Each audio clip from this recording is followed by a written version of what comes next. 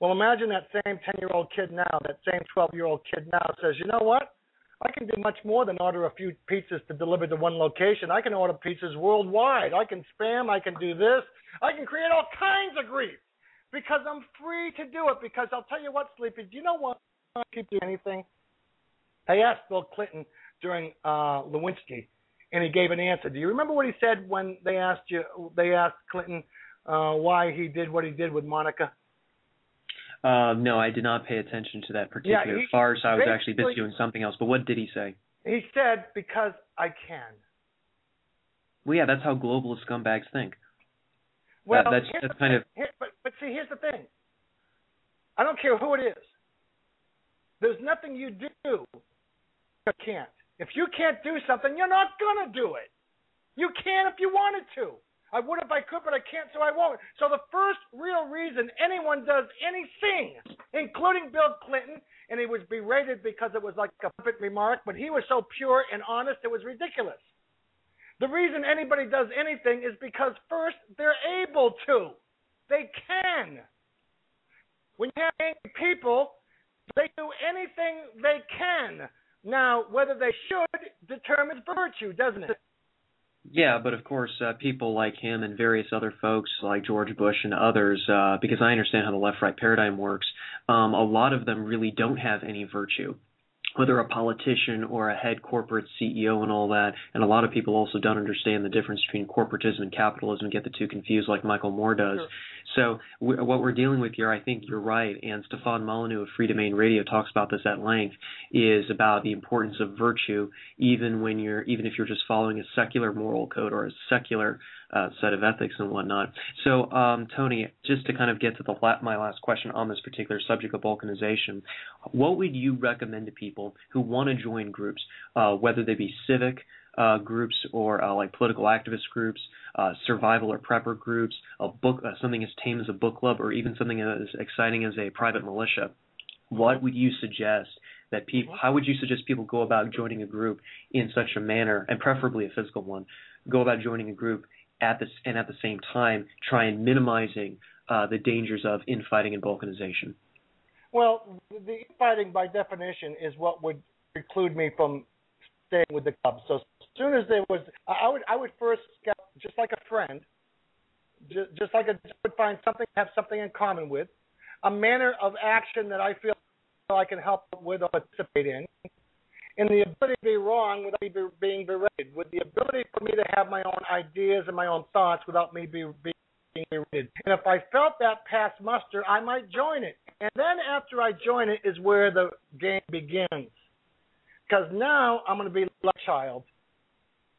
If I feel good, I continue doing it. And if I don't feel good, I'm not. And what I mean by feel, I don't mean just react.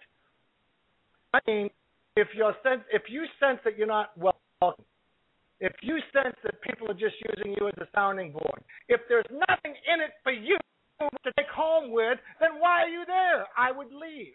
So I would first try to find something I'm suited for, with a group of people whose goals and activities are in line with the way I think.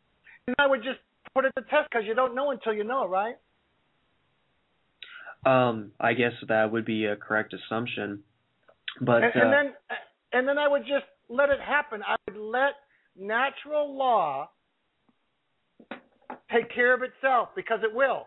But I would be very quick to identify the negativity that I don't accept, that's beyond the pale.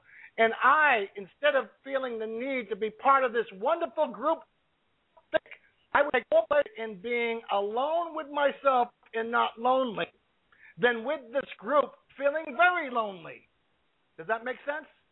Yes, that makes sense. And thank you for providing your thoughts on that. This is something I've actually been going around and asking people about. And since you did bring up anonymous and the privacy related stuff, I would like to shift gears, if you don't mind, onto the subject of privacy. Would you accept the premise that just as there are various layers of security, kind of like on an onion, there would also be various layers of privacy that would be in a very similar manner, and that it is up to an individual to decide, what aspects of privacy they're willing to kind of cede versus other aspects they're not willing to give up, and then also comparing that with the state or some sort of institution with a monopoly on the use of coercive force that would try and forcibly reduce privacy, like with surveillance cameras or data mining or stuff like that. What's your take on privacy? Yeah. Well, first of all, we've got it's the degree of which, isn't it? I mean, it's really to the degree of which, and you're in charge of that because we are the boss of us. We are the boss of us now. So to that end, I think that's an individual decision. But I do believe it's to the degree of which. Now, in terms of the monopoly, you're talking about the government. They're the only ones that have a monopoly on holding people's fire and control to the fire. And the only way we control that is we're a nation of laws, right, Sleepy? Well, I mean, some people would say we don't even have that anymore. But yeah, let's go ahead with that presumption.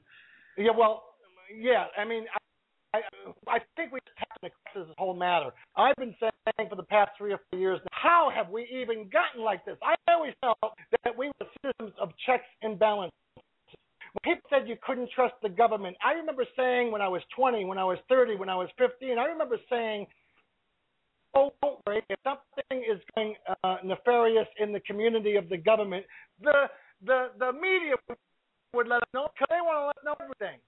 Well, you see, I was mistaken because at the time I was saying that, there was Watergate, right? But Watergate was a thing. I mean, the media, still the same left media. I guarantee you, if Nixon was a Democrat, he would never known about Watergate. Do you agree? Sorry, your mic was cutting out a little bit there. I'm sorry.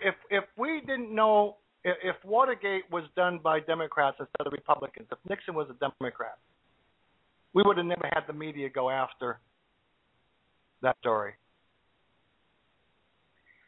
Tony, that's possible, but I really don't know. I mean, the big other problem, too, is that the Democrats and Republicans pretty much have the very same financial backers a lot of times. Just look at the campaign contributions for both McCain and Obama. I got the double sword paradigm there. I got that. I agree with you, okay, because there's progressives in both Republicans and Democrats and trends against the middle and we're the victims going down the stream.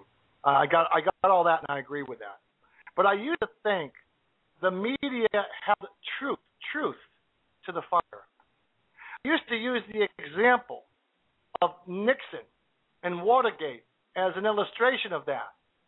But now that I'm seeing how the media really is, in terms of one-sided paradigm being to the left,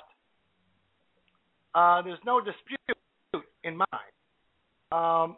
So I think what we have is a problem with the media. I think we have a problem with the messaging. I think we have a problem with 80% of the silent majority not being heard, and the 20% of the population that is the far left having 80% control on the media. In other words, they're able to constantly brainwash independents who aren't ready to say they're conservative yet. Even people that say they're Republicans don't know what conservative is. Well, Lee Bellinger has been saying that for years. He's always talked about the conservative minority in the GOP, but also consider the actual mainstream networks themselves. If you want to using left-right language, you could arguably say that MSNBC and CNN are left and Fox News is right, but they're both equally duplicitous. Just look at Fox News coverage of this year's CPAC straw poll. They actually admitted that they used footage from the previous year where there was a lot of booing when Ron Paul was announced as the winner, but then they never actually did try to correct that. However, I believe it was the Ohio chapter of We Are Change that actually was there, and it was just like one guy with a video camera actually in the room when it actually happened this year. I remember that. Mm-hmm. And there was the footage of it actually happening for real, and it was. And yes, there was some booing, but the point was that it was noticeably more excitement. There was actually one guy, if you actually hear correctly. Well, imagine that same 10-year-old kid now, that same 12-year-old kid now says, you know what? I can do much more than order a few pizzas to deliver to one location. I can order pizzas worldwide. I can spam. I can do this. I can create all kinds of grief because I'm free to do it. Because I'll tell you what, Sleepy, do you know why I keep doing anything? I asked Bill Clinton